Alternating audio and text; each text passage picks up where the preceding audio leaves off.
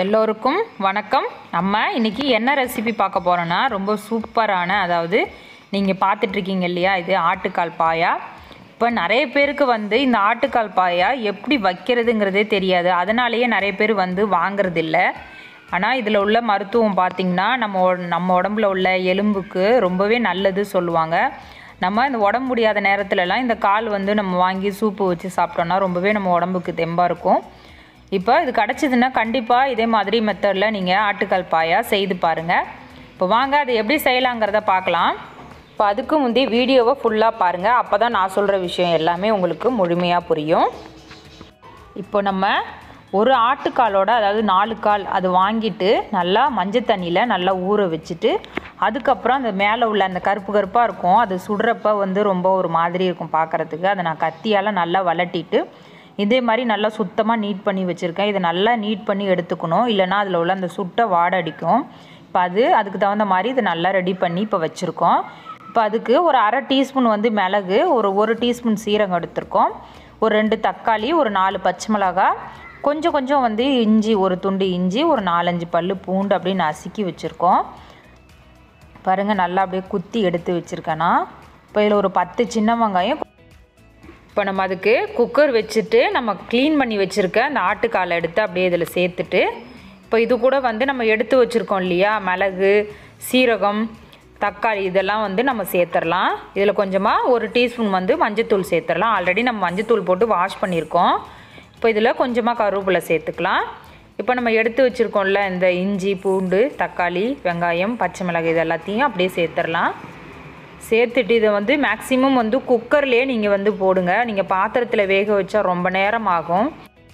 இப்போ நம்ம எல்லாமே சேர்த்துட்டோம். இதுக்கு தேவையான அளவுக்கு நம்ம உப்பு சேர்த்துக்கலாம். இப்போது நம்ம 1 டீஸ்பூன் சேர்த்துருக்கேன் இதில். இப்போ அப்படியே நம்மளுக்கு தேவையான அளவுக்கு தண்ணி சேர்த்துக்கலாம். பாருங்கள், இப்போ நல்லா இந்த கால் நல்லா எல்லாம் முழுகிற அளவுக்கு தண்ணி ஊற்றணும். கம்மியாக ஊற்றணுன்னா நம்ம நல்லா வேகாதீங்க. பாருங்கள், நான் இப்போ கிளறி காமிக்கிறேன் பாருங்கள். இது மொத்தமாக அப்படியே எல்லாமே முழுகணும். அந்தளவுக்கு நல்லா தண்ணி ஊற்றிட்டு நல்லா இதை ஒரு மூடி போட்டு கரெக்டாக ஒரு 8லேருந்து 10 விசில் வரையும் வச்சுக்கலாம் இதில். ஏன்னா அப்போ தான் இது நல்லா வெந்து வரும்.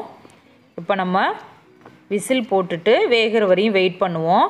இப்போ அதுக்கப்புறம் நம்ம ஒரு மசாலா ரெடி பண்ண போகிறோம். அதுக்கு நம்ம மாதிரி ஒரு கடாய் வச்சு கொஞ்சமாக எண்ணெய் சேர்த்துட்டு, இப்போ நம்ம ஒரு துண்டு பட்டை, ஒரு 2 ஏலக்காய், ஒரு 3 கிராம்பு, இப்போது அதுக்கப்புறம் நல்லா ஒரு 10-15 பல் பூண்டு, நல்லா ஒரு 2 அங்குலம் இஞ்சி, அப்புறம் ஒரு 10 முந்திரி, 1 டீஸ்பூன் சோம்பு, 1 டீஸ்பூன் சீரகம், நல்லா 1 டீஸ்பூன் மிளகு, கொஞ்சம் கருவேப்பிலை, ஒரு 10 சின்ன வெங்காயம், நல்லா ஒரு 7 பச்சை மிளகாய். இது மொத்தமும் அப்படியே நம்ம எண்ணெயில் வதக்கி நம்ம எடுத்துக்க போகிறோம், வதக்கி அரைக்க போகிறோம். இவ்வளோ தான் மசாலா.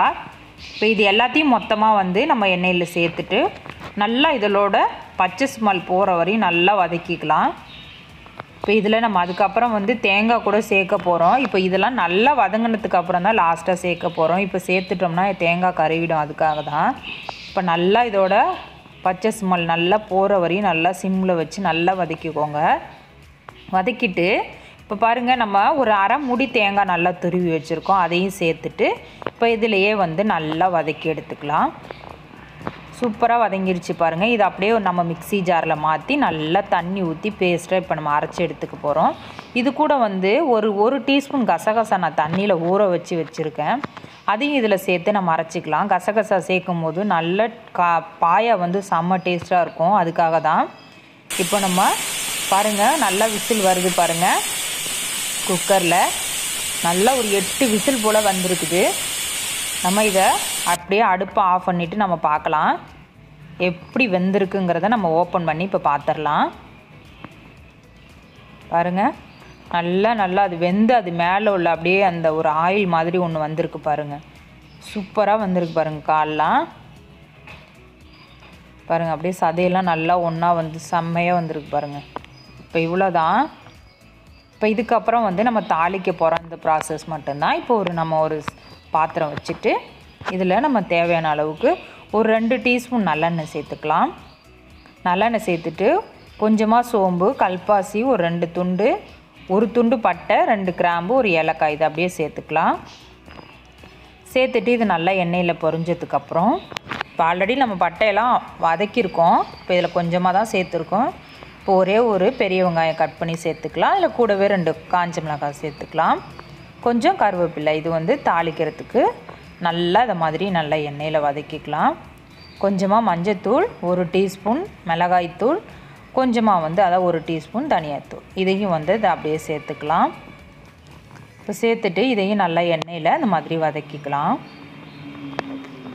காலோட பாயா வந்து இப்படி செய்தால் தான் டேஸ்ட்டு ரொம்ப சூப்பராக இருக்கும். அதுக்காக தான் நம்ம இந்த மெத்தடில் செய்கிறோம். இப்போ நம்ம அப்படியே அரைச்ச அந்த மசாலாவை அப்படியே சேர்த்துக்கலாம். ஆல்ரெடி நம்ம வந்து அது எண்ணெயில் நல்லா வதக்குனது தான், அதனால் இது ரொம்ப வதக்கணுங்கிறது கிடையாது. லைட்டாக இந்த மாதிரி கிளறி விட்டுட்டு நம்ம வேக வச்ச கால் எடுத்து அப்படியே இதில் சேர்த்துக்கலாம். பாருங்கள், இந்த மிக்ஸி கழுவி அப்படியே இந்த தண்ணி இதில் அப்படியே ஊற்றிக்கலாம். கொஞ்சம் போல் ஊற்றிட்டு நல்லா இந்த மாதிரி கிளறிக்கலாம். நல்லா ஒன்று சேர்கிற அளவுக்கு கிளறிட்டு, ஏன்னா நம்ம மசாலா அரைச்சிருக்கோம் இல்லையா, அதுக்காக வேண்டி தான். இதை அப்படியே நம்ம வேக வச்ச கால் எடுத்து அப்படியே சேர்த்துக்கலாம். இவ்வளோ தான் மொத்த ப்ராசஸ்மே. நல்லா கலக்கி விட்டுட்டு ஒரு 2 நிமிஷம் கொதிச்சா போதும். இது திக்னஸ் வந்து நீங்கள் பார்த்துக்கோங்க. உங்களுக்கு தேவைன்னா தண்ணியாக வச்சுக்கலாம், அப்படி இல்லைன்னா நல்லா திக்காக கூட வச்சுக்கலாம். இங்கே பாருங்கள், நான் மீடியமாக வச்சுருக்கேன். ஏன்னா எல்லாத்துக்குமே சேர்த்து சாப்பிட்ற மாதிரி நான் மீடியமாக வச்சுருக்கேன். உண்மையாலுமே வாடை கமகமன்னு வருது. ரொம்ப சூப்பராக வந்திருக்கு கால் பாயா. பாருங்கள், காலும் நல்லா வெந்திருக்கு. அதோட எசன்ஸ்லாம் இறங்கி செம்ம வாடையாக இருக்குது. நல்லா இதை வந்து நம்ம ஒரு இடியாப்பம் இதை மாதிரி வச்சு சாப்பிட்டோன்னா, இடியாப்பம் அதாவது ஆப்பம், இந்த மாதிரி தோசை, இந்த மாதிரி எல்லாத்துக்குமே சைடிஷாக நம்ம யூஸ் பண்ணிக்கலாம். ரொம்ப சூப்பராக இருக்கும். ஃபைனல் ஸ்டேஜில் வந்து கொஞ்சமாக வந்து கொத்தமல்லி தழை தூவிட்டு நம்ம அடுப்பை ஆஃப் பண்ணிக்க வேண்டியதான். கண்டிப்பாக உங்களுக்கும் இந்த மாதிரி கால் கிடச்சிதுன்னா இதே மாதிரி மெத்தடில் ஆட்டுக்கால் பாயா வீட்டில் உள்ள எல்லோருக்கும் செஞ்சு கொடுங்க. நீங்களும் சூப்பராக செய்து சாப்பிடுங்க. உடம்புக்கு ரொம்பவே நல்லது இது. இப்போ பாருங்கள், இவ்வளோ தான் ஆட்டுக்கால் பாயா. ரொம்ப சூப்பராக ரெடி பண்ணிட்டோம். இப்போ இதே மெத்தடில் நீங்களும் ஆட்டுக்கால் பாயா வீட்டில் செய்து பாருங்கள். செய்து பார்த்துட்டு உங்களோட ஃபீட்பேக்கை எனக்கு மறக்காமல் சொல்லுங்கள். வீடியோ பிடிச்சிருந்தா லைக் பண்ணுங்கள், ரொம்ப பிடிச்சிருந்தா சப்ஸ்கிரைப் பண்ணுங்கள், பக்கத்தில் உள்ள பெல் பட்டனை கிளிக் பண்ணுங்கள். மறந்துடாமல் உங்களோட ஃப்ரெண்ட்ஸ் ரிலேட்டிவ்க்கெலாம் ஷேர் பண்ணுங்கள். தேங்க்யூ ஃபார் வாட்சிங். உங்கள் லக்ஷ்மி. நன்றி, வணக்கம்.